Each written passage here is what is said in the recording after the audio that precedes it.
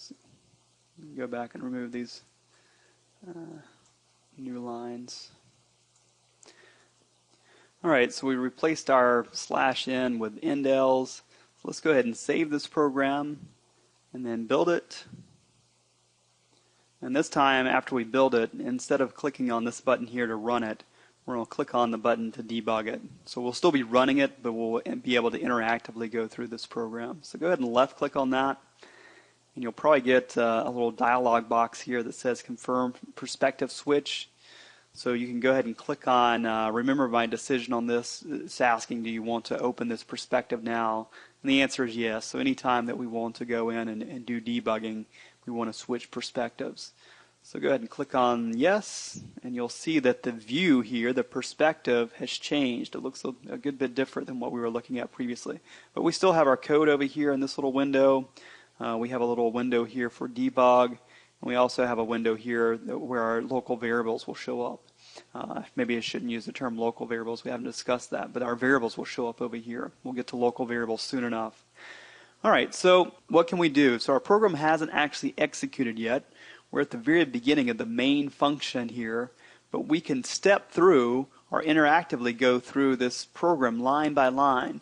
So going back up here to the debug area, there's a button here that says step over. So hopefully you can see that button that says step over. Now if this little window is not showing up for whatever reason, you can go here to window here on the menu bar, and then go to open perspective, show view, and then select a debug here. So once you select that, you should be able to see this window. All right, so yeah, back to stepping over. So we're going to be using this button here to go through line by line and execute our program. So go ahead and click on that button, and you'll see now that we have a little green shading here on this first line in our main function. So we're about to execute this line of code here. So go ahead and left click again on the step over button. You can also use F6, so if you prefer to use F6, that's fine. So you'll also notice that after we executed this line of code here, we have score, the type of what score is, and the value showing up here in our variables view. So that's pretty cool to be able to see what our values, our variables are going to be, and also the current value of those variables. All right, so the next thing we're going to do is execute this enter an integer score between 0 and 100. Now, if we did not have this indel here and you kept the /n, then whenever we step over this line of code, so I'm going to go ahead and step over it, you wouldn't see that actually coming out on the console straight away.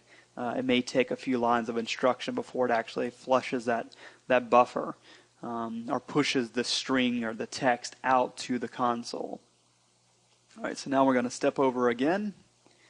And this time we've got to input something. So we'll input the score 95 and hit enter.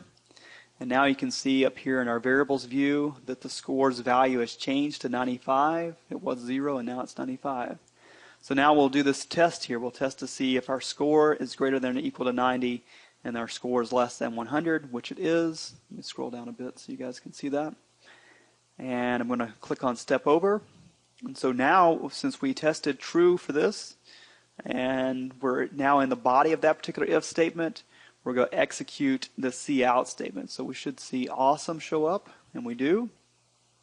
But now what you'll notice is, since we have if statements in here, each one of these if statements will be tested. And that's not necessarily a good thing for this program, because we know that the way we set up these ranges, our score can only fall into or be test true for one of these conditions. So we're testing these unnecessarily the way we have our logic here. So it tests that one, then it tests the one for 60 to 69, and then finally 0 to 59. So all those are unnecessary tests. And then finally it gets to the return 0, and then we're pretty much done with our program here. Okay, so let's switch perspectives back to our normal editor. So up here on the right-hand side, we have the debug perspective. But if we go over a little bit, you should see like two little arrows. It almost looks like our extraction operator.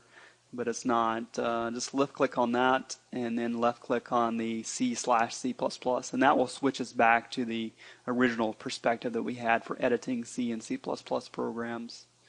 So we'll do that, and we can close this little error message here, so ignore that for now. And we're back here to our code.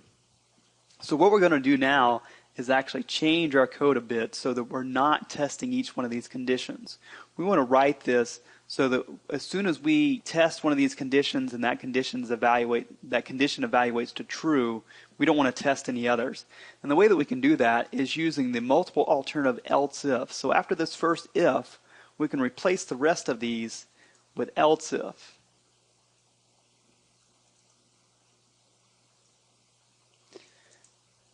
And you can even replace this last one with an else if, but we can actually do one better than replacing it with an else if. If we've exhausted all other possibilities, we could actually write this last alternative as an else. So we can get rid of the test. We can say, okay, we've tested every other possible scenario. We know it has to be sad times if they didn't make the right score or whatever. So let's go ahead and save this and compile it, and we'll see the difference here. So let's save it and build it. So that's compiling and linking it. And now we'll launch our debugger again.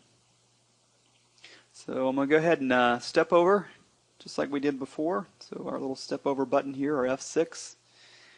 Step over again. So we see now that we have our score here, and its value is currently 0. Now we get our output. And now we need to step over. Now don't try to input any values here until you've actually stepped over the CN line. If you don't step over that CN line, it's not going to be trying to get input from the user. So we got to do that. Step over. So now we can input a value here, and I'm going to input the value, I don't know, let's input 85 this time instead of 95 and see what happens. So we'll hit enter and see what happens. So it's about to test this condition here. I'm going to scroll down just a little bit. So if the score is greater than or equal to 90 and score is less than or equal to 100, obviously 85 does not fall into that condition. So let's go ahead and step.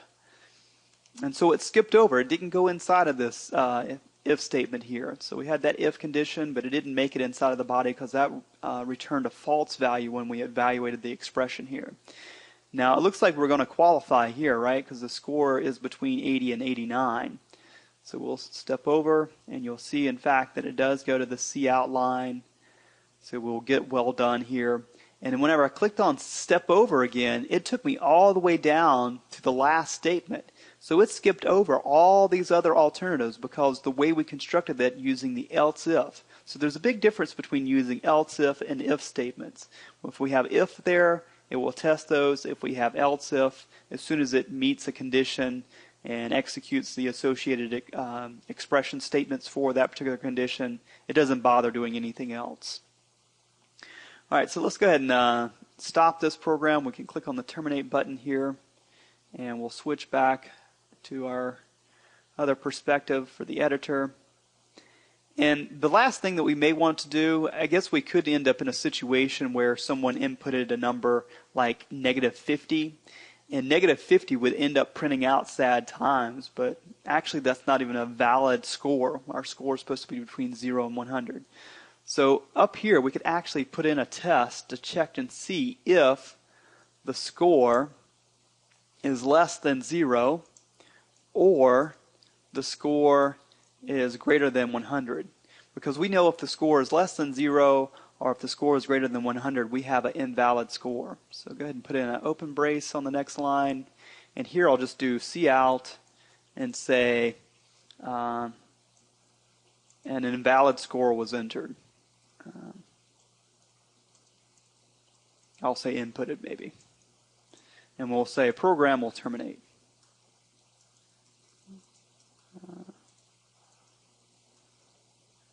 Okay. And maybe we'll use our endl. So let's see. Insertion operator endl, semicolon. All right. So once we do that, we can do our return 0. If you want to, we'll save this and test that out real quick just to make sure that that does work. So save that, build it, and then launch our debugger again. So let's go in here and run it one more time. So use our step over. We'll declare and initialize our score variable. And then we get this outputted to the console. And this time we'll type in, I don't know, -50 and see what happens. So it gets the value -50 assigned a score. Step over again. And you'll notice that this time we're testing the condition to see if the score is less than 0 or the score is greater than 100. So if either one of those conditions are met, then we want to say that we have an invalid score inputted. So that's going to be true. We'll get that outputted, and then we'll just simply terminate the program at that time. All right, so you can go ahead and click on terminate, and then flip back to our original perspective. So we've looked at several things here. We looked at using the else if as opposed to just using the if. We saw the difference between using if and else if. We looked at using the endl and what happens, why we would want to use endl as opposed to using the new line character. Usually if you're going to be using the debugger and you want to see your output immediately, I would recommend using the endl. So yeah, we've seen quite a few things here. So that's it.